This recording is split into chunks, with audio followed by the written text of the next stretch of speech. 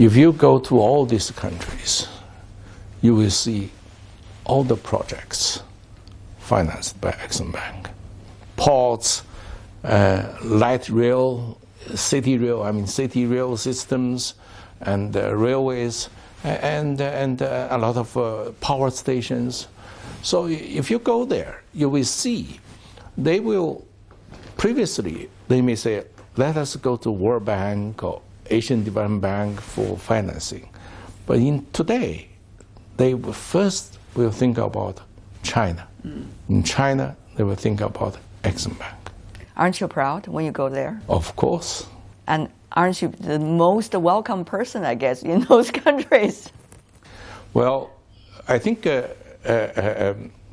all I have done, I have to be supported by the Chinese government and the Chinese leadership. So I would like to say the Chinese leadership and the Chinese government is the most welcome in all of those countries. People have been comparing the so-called One Belt, One Road to the Marshall Plan. Of course, the Chinese foreign minister brushed it off and say it's not the same at all. But what do you think? Why is it so significant now for China to have this idea? The ideas of China is to try to build a common development, a common welfare among the neighboring countries and together with China. So that's why the President Xi Jinping said, we want you to take the free ride on us. We encourage you to do it if we do have some opportunities for you to have a free ride. But is China trying to build its sphere of influence, as some of the American scholars was once trying to describe China's strategy? I think Western countries and Western scholars have their traditional way of thinking.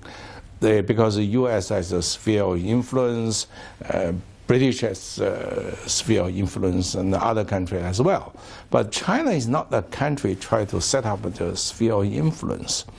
And we think if you want developed, you have to allow your neighbors to develop.